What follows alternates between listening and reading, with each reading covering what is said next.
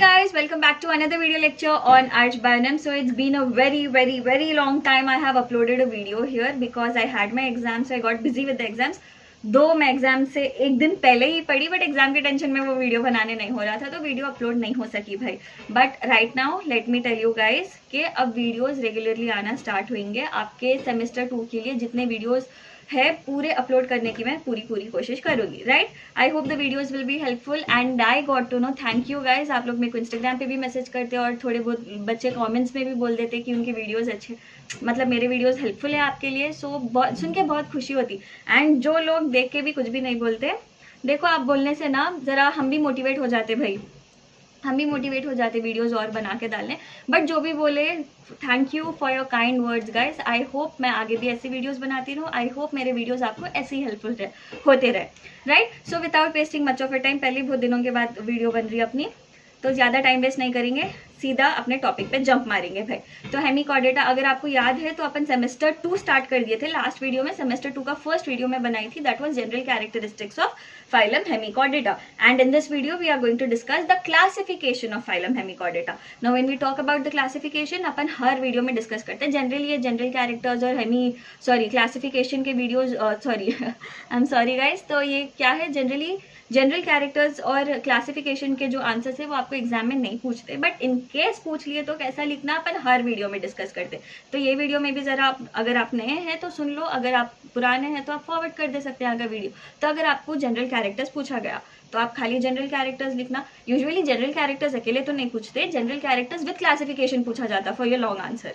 Right, तो general character along with classification आया भाई. अगर क्लासिफिकेशन वाला पार्ट बड़ा है तो जनरल कैरेक्टर्स थोड़े लिख के क्लासिफिकेशन पूरा अच्छे से लिखना. ठीक है, नाउ टॉकिंग अबाउट सिर्फ अगर क्लासिफिकेशन आया तो आप क्या करते, क्लासिफिकेशन आया तो भी डायरेक्ट क्लासिफिकेशन से नहीं स्टार्ट कर देते, अपन हर वीडियो में ये डिस्कस करते. तो क्या करना भाई, तो फर्स्ट आप लोग क्या करना, जनरल कैरेक्टर्स का स्टार्टिंग का इंट्रोडक्शन अच्छा रखना ताकि एग्जामिनर को मालूम चलना भाई आपको ये आंसर का नॉलेज है बोल के. तो आप क्या करना, जनरल कैरेक्टर्स का स्टार्टिंग का थोड़ा कंटेंट लिख देना, फॉलोड बाय द क्लासिफिकेशन. अब फॉर एग्जाम्पल अब ये क्लासिफिकेशन का एग्जाम में आपको आ गया, सो आप क्या करते, इधर डायरेक्ट 4 क्लासेस है बोल के नहीं स्टार्ट कर देना आप. You should start with writing few general characteristics followed by writing about the classification. So let us get into the classification. General characters का वीडियो आप लोग देख लो भाई.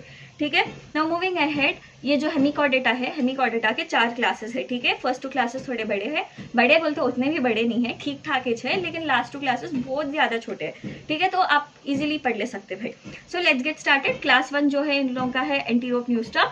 एंटीरोन्यूस्टा पहले से सुनते आ रहे नाम, तो इन लोग को कॉमनली अपन एकॉन वर्म्स बोल देते या फिर टंग वर्म्स बोल देते. ठीक है, आपको एनसीईआरटी में भी जो बेलानोग्लॉसिस का इमेज है that belongs to class enteropneusta only. ठीक है, तो ये कॉमनली क्या है, कॉमनली इनको क्या बोल देते हैं, these are called as acorn worms और tongue worms. That will be your first point. Second क्या है भाई, these are solitary burrowing worm like marine organisms. मतलब सॉलिटरी बोले तो अकेले रहना पसंद करते, कॉलोनीज में नहीं दिखते इन लोग. बरोइंग बोल तो जमीन के अंदर जाके बरो करके रहना पसंद करते हैं, और these are usually marine organisms. अब इनकी जो बॉडी है that is divided into proboscis, collar and trunk. अब हर एनसीईआरटी में आपको ये बड़ा इमेज दिख जाता. फर्स्ट वाला ये जो पार्ट है दैट इज प्रोबोसिस, नीचे का पार्ट जो है कॉलर है, एंड लास्ट वाला जितना भी पार्ट है that is the trunk region. तो इनकी जो बॉडी है that is divided into proboscis, collar and trunk. ठीक है, नाउ एसी, अगर पुराने बच्चे हैं तो आपको मालूम रहता कि AC stands for alimentary canal, नए हैं तो आप लोगों को मालूम चल गया कि AC stands for alimentary canal. तो इन लोगों का एलिमेंटरी कैनाल है स्ट्रेट, STRAIGHT. ठीक है, इनका एलिमेंटरी कैनाल स्ट्रेट रहता. माउथ और एनस जो है इनके ऑपोजिट एंड्स में प्रेजेंट रहते. माउथ इधर प्रेजेंट है तो एनस उनका एंड में प्रेजेंट रहता, एज यू कैन सी.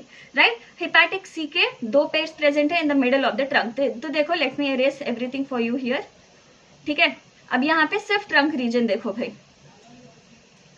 अब ये ट्रंक रीजन में आपको यहाँ हेपेटिक सी के दिख जा रहा. तो हेपेटिक सी के कितने हैं, 2 पेयर से कहां पर है, middle of the trunk region. Now if you observe, this is the middle of the trunk reason.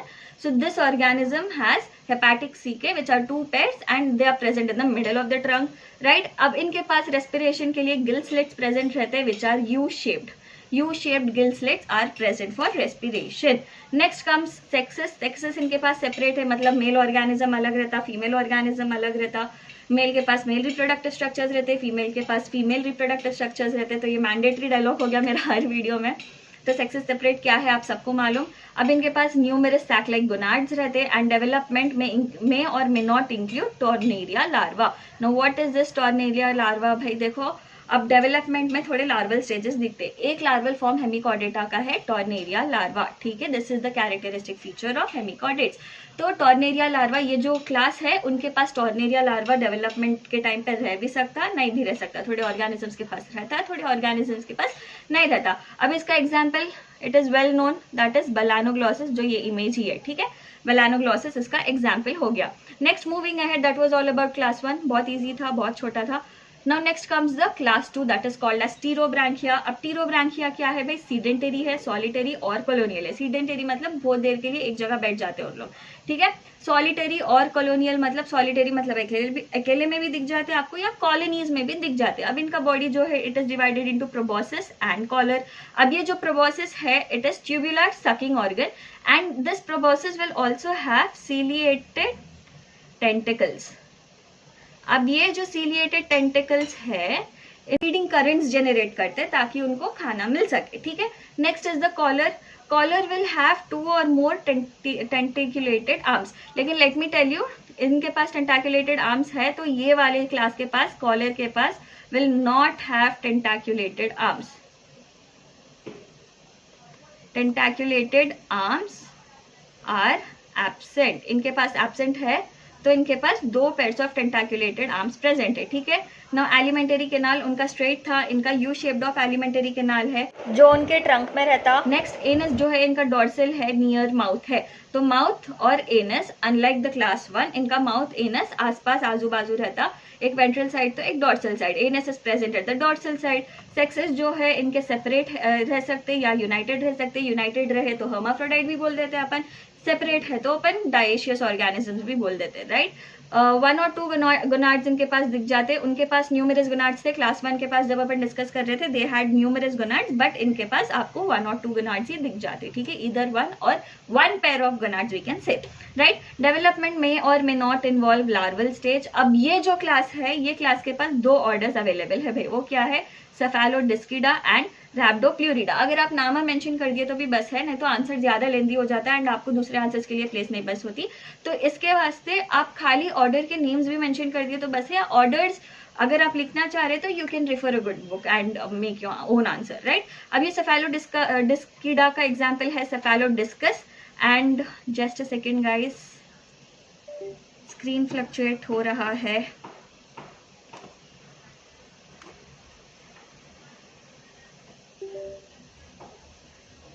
Right, I hope the screen is visible. तो यहाँ पे रैप्डोप्लूरिडा का एग्जाम्पल है रैप्डोप्लूरा, ठीक है। Do you want me to, okay let me write. Cephalodiscida का example है cephalodiscus and रैप्डोप्लूरिडा का एग्जाम्पल है रैप्डोप्लूरा, ठीक है जी। That was all about class 2। Now next comes the class 3 which is called as Planktospheroidea. It is called as Planktospheroidea. अब यहाँ पे आपको ना अडल्ट फॉर्म्स नहीं दिखती, ये क्लास में एक्सक्लूसिव लार्वल फॉर्म्स रहते हैं। तो ये जो लार्वल फॉर्म्स है these are small rounded transparent pelagic larva supposed to be specialized tornaria of some unknown hemichordate। तो ये जो larval forms है they are supposed to be the specialized tornaria larva of unknown hemichordates, जैसे हो गया प्लैंक्टोस्फीरा पेलाजिका, ठीक है। अब इनके सरफेस पे आपको ना सीलिएटेड बैंड्स दिख जाते हैं और ये सीलिएटेड बैंड्स जो रहते हैं इनके ब्रांच्ड और आर्बोरेसेंट रहते। ब्रांच्ड मतलब मालूम आपको, आर्बोरेसेंट मतलब उनका ना ऐसे ट्री लाइक अपीयरेंस रहता, ठीक है।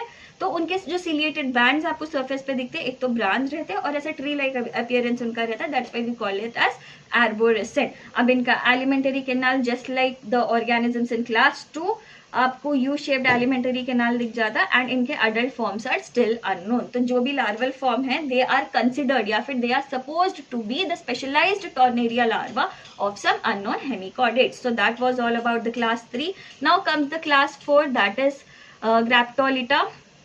तो यहाँ पे देखो इनके तो एक्सटिंक्ट फॉर्म्स, अच्छा ये ग्रैप्टोलिटा में आपको ना खाली एक्सटिंक्ट फॉर्म्स दिख जाते हैं भाई, एक्सटिंक्ट फॉर्म्स ऑफ कॉलोनियल हेमिकॉर्डिड्स। तो जो कॉलोनियल हेमिकॉर्डिड्स रहते हैं उनके एक्सटिंक्ट फॉर्म आपको ये क्लास के अंदर दिख जाते हैं। अब इनका जो स्ट्रक्चर था वो कैसा आइडेंटिफाई हुआ बोलते, it was because of fossil structures of their tubes. There structure was identified because of the fossil structure of their tubes. इसका एग्जाम्पल है डेंड्रोग्रैप्टस, ये कोई एनिमे के विलन का नाम दिख रहा है, डेंड्रोग्रैप्टस।